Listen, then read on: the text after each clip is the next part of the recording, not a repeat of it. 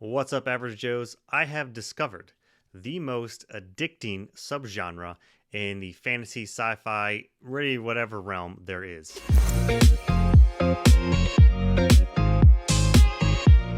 Lit RPG or literary RPG. So that's what I'm going to talk about today. Just this subgenre and how I've gotten sucked into it. I started reading or listening to the books last year, and I really, once you get into a series, you really get hooked and get sucked in. So I'm going to talk about what exactly lit RPG is, why it can be really good and addicting, and then some of the series that I have experience with and that I've read or plan on reading. So what is lit RPG? Simply is literary RPG, literary role-playing game. The easiest way to put it is if you were to take a popular one of your favorite video games and then put it into a book form or a series form. So everything you do in the game, everything following through the game that you're doing, everything you pick up, every encounter that you have is part of the story, the narrative that's going on. But it's so much more than that, because typically when you're going through a video game, you might just skip over some dialogue, or you're not really that invested in your own character because it's just you playing, so it's whatever. There's also just much more choices. There's the inner dialogue that your character's going through, or you're going through, and all of this makes up the lit RPG story. So it is typically, there is always going to be some sort of leveling like you would have in a video game. It's a very progressive type fantasy. There are challenges, that there are issues, there's quests. So right off the bat, I know when I was first getting into this genre, before I even did, it seemed like it was going to be very complicated, because even some video games, RPG video games, are super complicated, and they have all of these different lingos and leveling and different stats and all this stuff. And I just thought it was just going to get I was just going to be way bogged down and lost in all the stats and all the everything. But really, it's not. If the writer writes it well, then everything just sort of flows. They slowly introduce you to what the stats kind of represent or work, and then every time a new piece of gear or something comes up, it's pretty well explained about how everything works. And so it's easy to follow even if you're not really into video games, because I still get pretty confused with a lot of RPGs, very basic knowledge with it. But these books you can really get into, because you're always working to get better. And there's also a lot of other different elements to it. And earlier I said that the subgenre in either sci-fi, fantasy, or any, because I don't really know what main genre it would fit into, because each of them that I've read, or at least two or three of them that I've read, are heavily into fantasy. You would mostly think that it is a fantasy book. However, there are strong sci-fi elements in them, because they have otherworldly, other scales, like galaxy level scales. There's worlds being taken over, dominated. There's multiple, maybe within the same universe, greater and high degrees of technology being used. It doesn't really, it's hard to fit it into either one, sci-fi or fantasy, because it fits into both. And there's also elements of survival and apocalypse. I think it really can pull out whatever the author wants to do, because there's no real parameters. It's really just, people writing fantasy, they kind of expect certain fantasy, or sci-fi, they expect certain things of sci-fi. With this, it's sort of its own thing. So authors are pretty much free to do whatever they want. And in lit RPG, because not many people know the defined rules or parameters of it, as long as it's like a progressive type fantasy, you can really just build whatever world you want, because the world building is huge. And the leveling and the magic systems, I guess you would say, is like, that is what's really shines in a lot of these books. So I guess that segues right into why it is so addicting, and that is because of the progression type fantasy. The characters are always leveling up. They're always trying to get to the next thing. There's always some sort of carrot to dangle in front of them, or just for sheer survival at first. Most of the times, it's a very dramatic shift. Like, the player is slapped into, or the main character is slapped into this world, and they have to figure things out. And there might be some prompts, and they're like, "What the heck is going on? Why am I getting these prompts in my face?" They're constantly trying to they're trying to figure things out while you're trying to figure things out, which makes it nice, because your perspective is kind of the same as their perspective. As they learn, you learn. And then as it goes, as they grow and as they get better and stronger, they start to have more agency, more choice of like, okay, now I know this is happening, so maybe I should do this instead, or maybe I'll try this instead. So the stakes are always high, it seems, because at first they're learning stuff and things are dangerous. And then as you go further and further, the world gets more dangerous and harder, and everything just keeps leveling up and up and up. It's very plot driven. So there's always something pushing you forward, but it's not overwhelming, because there's some books that it's like all action, all war, and there's a lot of action tend to be in this, but you always want to see what's at the end of the action, because those in between moments are also great, because they're usually leveling up, or they're discovering more gear, or they have something that they want to check out. It's all probably sounds really really nerdy and complex, but it's really not, especially with if it's written well, and the characters can shine. Another good thing with these series that there's a lot of series like this out right now, and I guess in the grand scheme of things there might not be as many as you might think, but in a subgenre that a lot of people haven't really discovered, there's a lot of choices out there, and some of the series are pretty long, and the books are pretty long. Like most of the books that I have read, I listen to an Audible. That's a pro for me, at least. They're great for audiobooks, but they're like plus 20 plus hours, 24, 25 hours, maybe even high 20s to 30-hour long reads or listens on audiobook, which is fairly long. And some of them have like 8, 9 books in the series already. So even if you're just starting off, you have so much to listen to. And if you're addicted to it, then that's like so much reading or listening for a very long time. And even if you're just reading, there's a lot of material to get through. And once you get into the genre, you find other ones and you just get more and more into it. And it's just, this snowball effect. And I'm loving it because of the audiobooks, because of how easy it is to listen to. There's not like, while there is a lot of little stats and details to pick up on, there's things to digest in the world, but they're easily digestible. It usually helps because most of these are going to be single POV, that you might jump to another random character for like a little bit of one chapter just to have another perspective for real quick, to maybe some foreshadowing for your main character. But 95% of these books are going to be single POV, which are always easier to follow, especially on audiobook.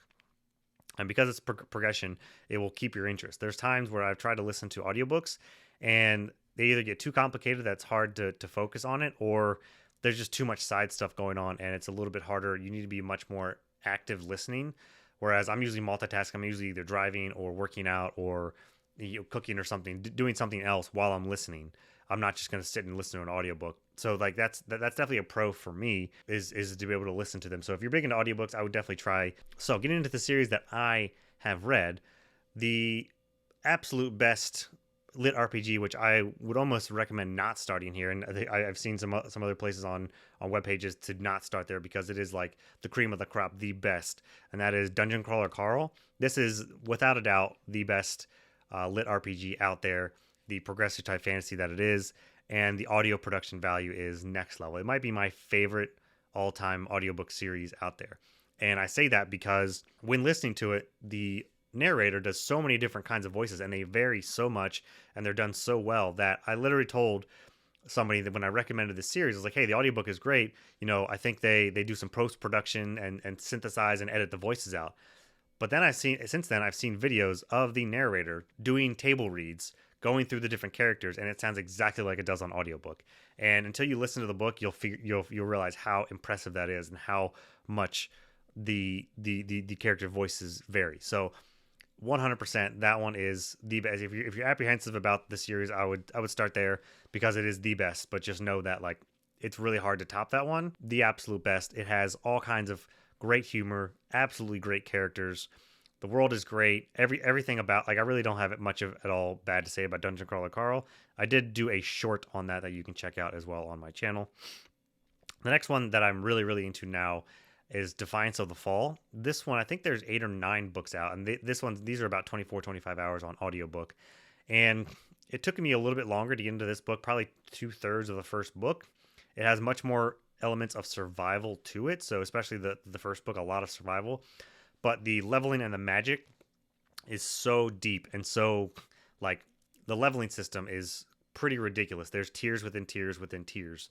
And that to me is really, really awesome, because it'll show how much the story and the character can grow over so many books. Because there's some where it's like, okay, I'll just level up and get better gear and that's it.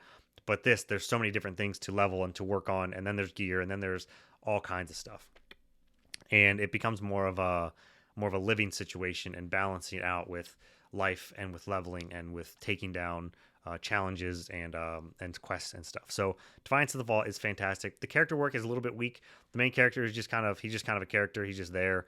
There are a couple of side characters that are decent, but you don't get a whole lot of there's sparse interaction with most of them. There's 1 or 2 of them that you'll encounter regularly, which are good. So the cast of characters are okay, and the main character is just okay. So, but it's much more plot, world, and magic driven if you like that. A third one that I tried out, I only did book one.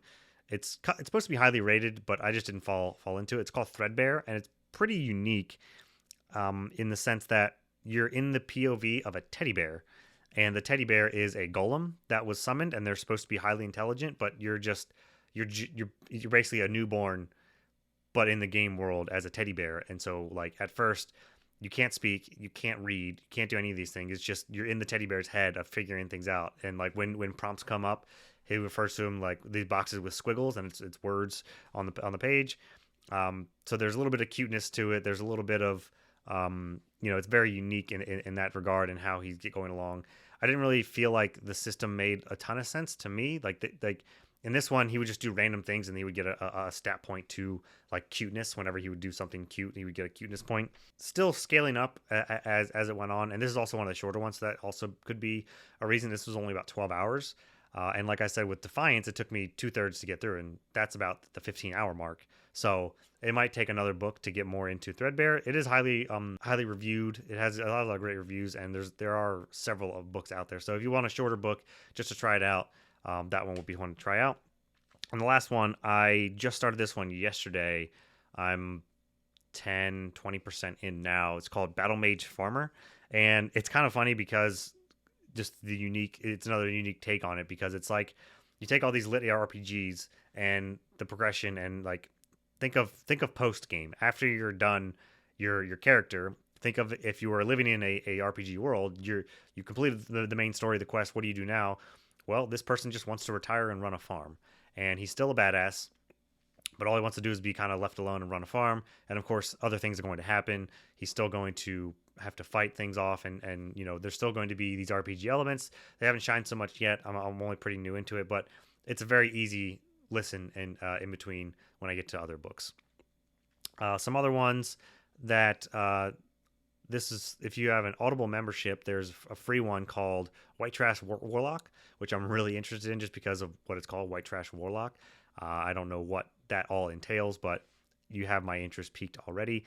And He Who Fights with Monsters is another really highly rated one. A friend of mine has read, I think he did all the books that are out, which were like 9, and those were like 28-hour books.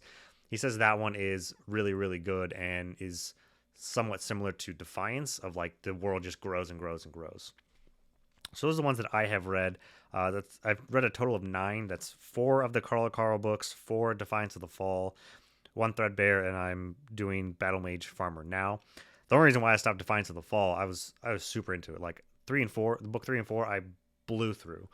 The only reason why I stopped is because I ran out of Audible credit, so I've had to find something else to listen to. Battle Mage Farmer I got from my library, so through the Libby app. If you can get free audiobooks through there, which I would highly recommend. And then I mentioned, Audible has White Trash Farmer or whatever, or White Trash Warlock that you can listen to for free as well. So I would totally try these out. Maybe one of these free ones just to see if the genre might appeal to you. Although they can vary wildly, as I've said between those. I would take a chance on Dungeon Crawler Carl. I got my brother-in-law into it, and he was like, he wasn't sure about it at first, and then very quickly he was like really into it, and he blew by me. I think he already read book 5 like real quick succession. So definitely check this out. It is like I said, a very addicting. It is the most addicting genre, because once you get invested into the world and you know the system and you know what they're going after, you just want to keep listening and like, okay, you have this new quest, I want to see what happens there. Okay, you're getting this new gear, I want to see what happens there. You're always wanting to see what happens next with the character and along the story and where they're going. And that's why it's so addicting. There's not really much in the sense of lulls, at least that I've encountered so far. So let me know if you have experienced or have wanted to try out lit RPGs. If you have any recommendations on any literary RPGs, let me know down in the comments. I'm really getting into this one. I think these are going to be my sort of staple audiobooks now, because they're such easy listens and I can throw them on anytime a day. And, I don't really get that all the time with all my audiobooks. So let me know what you think about this, or if you want to know a little bit more about lit RPGs, and hit me up down in the comments.